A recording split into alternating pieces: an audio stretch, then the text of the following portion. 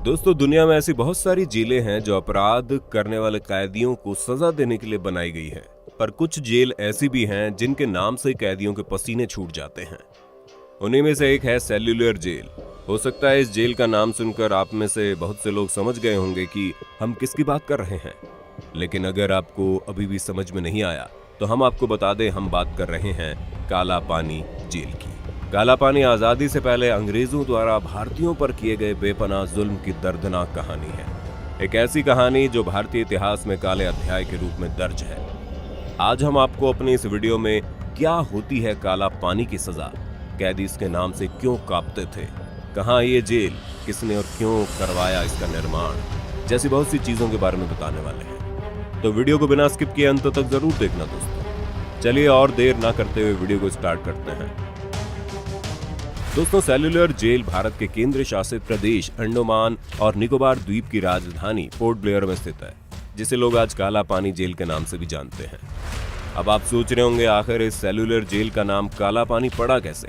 तो हम आपको बता दें, इस जेल के चारों ओर सिर्फ समुद्र था। कई किलोमीटर तक जमीन का यहाँ कोई नामो निशान नहीं था, इसलिए इसे काला पानी भी कहा जाने लगा। ब्रिटिश हुकूमत ने इस जेल का इस्तेमाल आज़ादी की लड़ाई में हिस्सा लेने वाले स्वतंत्रता सेनानियों को सजा देने और कैद करने के लिए किया था। इस जेल के निर्माण का विचार ब्रिटिश हुकूमत के दिमाग में 1857 की पहली क्रांति के बाद ही आ गया था और उसके बाद उन्होंने 1896 में इस जेल का निर्माण कार्य शुरू करवा दिया। अंडमान निकोबार द्वीप के घने जंगलों को काटकर जेल के लिए जगह खाली करने का काम शुरू किया गया, लेकिन वहां पर काम करने वाले लोगों के लिए यहाँ की जलवायु, जंगलों में सांप और बिच्छू उनके लिए लगातार संकट बने रहे। बहुत से लोगों को वहां पर मलेरिया ने जकड़ लिया। सबसे पहले यहाँ अंग्रेज अधिकारियों के लिए आवास, कमिश्नर हाउस, कॉन्फ्रेंस रूम और चर्च जैसी चीजों का निर्माण कराया गया। उसके बाद पूरी जेल पर निगरानी के लिए जेल के बीचों बीच में टावर बनाया गया। इस टावर से ही सभी कैदियों पर नजर रखी जाती थी और साथ ही इस टावर के ऊपर एक बहुत बड़ा घंटा लगा था जो किसी भी तरह का संभावित खतरा होने पर बजाया जाता था। इसके बाद शुरू हुआ ऑक्टोपस की तरह 7 शाखाओं में फैले विशाल जेल का निर्माण। हर एक जेल 3 मंजिल की बनाई गई और इस विशाल जेल में 696 सेल बनाई गई ताकि यहाँ पर लाए जाने वाले सभी कैदियों को अलग अलग रखा जा सके। यहाँ पर कैदियों को एक दूसरे से अलग रखने का एक ही मकसद था कि कैदी आपस में स्वतंत्रता आंदोलन से जुड़ी कोई योजना न बना पाए और अकेलेपन का जीवन जीते जीते अंदर से ही टूट जाए, ताकि वे लोग सरकार के प्रति किसी भी तरह की बगावत करने की हालत में ही न रहें। हर सेल का साइज 4.5 मीटर इंटू 2.7 मीटर था। 3 मीटर की ऊंचाई पर खिड़कियां भी लगी हुई थी। अब आप सोच रहे होंगे, इतनी सी ऊंचाई से तो कोई भी कैदी जेल से निकलकर आसानी से भाग सकता है, लेकिन ये तो हमने आपको पहले ही बता दिया था कि जेल के चारों तरफ पानी ही पानी, जिसका कारण कोई अगर भाग के जाता तो कहाँ। लेकिन इसके बावजूद भी कुछ कैदियों ने यहाँ से भागने की कोशिश की, लेकिन वो अपनी मंशा में कामयाब नहीं हो सके। इसके साथ ऐसा भी कहा जाता है कि यहाँ एक बार 200 से ज्यादा कैदियों ने भागने की कोशिश की, लेकिन उन्हें पकड़ लिया गया। कुछ ने वहाँ की खौफनाक यातनाओं को देखते हुए आत्महत्या कर ली थी, तो वहीं जेलर अधीक्षक वाकर ने जेल से भागने के जुर्म में 87 लोगों को फांसी पर लटकाने का आदेश दे दिया था। सेल्यूलर जेल के निर्माण में करीब 5,17,000 रुपए की लागत आई थी। इसका मुख्य भवन लाल ईंटों से बना है। ये ईंटें बर्मा से यहाँ मंगवाई गई, जो आज म्यांमार के नाम से जाना जाता है। और आखिर कुछ सालों बाद 10 मार्च 1906 को इस जेल का काम पूरा हुआ।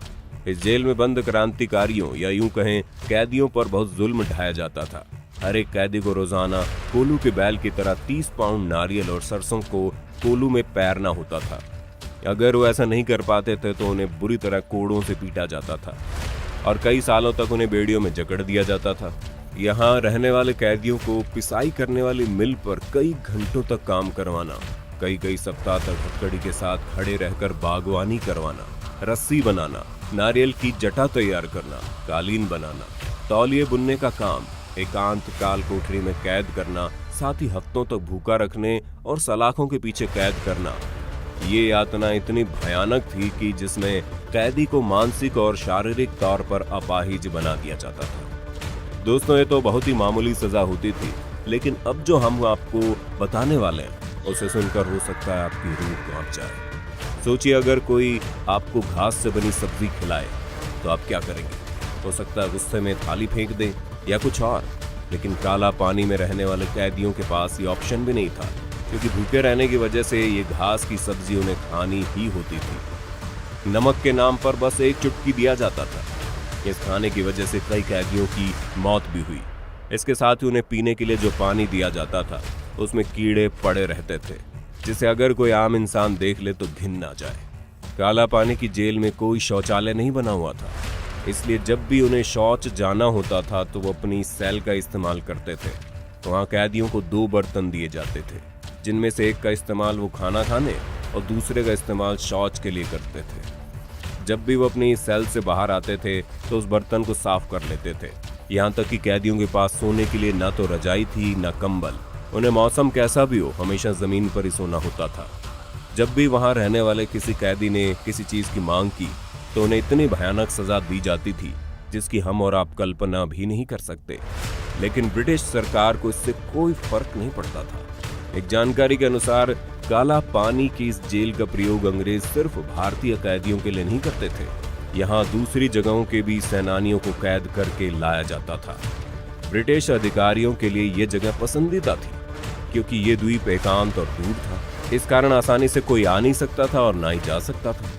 दूसरे विश्व युद्ध के दौरान जापानी शासकों ने इस जेल पर कब्जा किया और अंग्रेजों को ही सेल्युलर जेल में बंदी बना लिया गया। 7 में से 2 शाखाओं को जापानियों ने उसी समय नष्ट कर दिया था।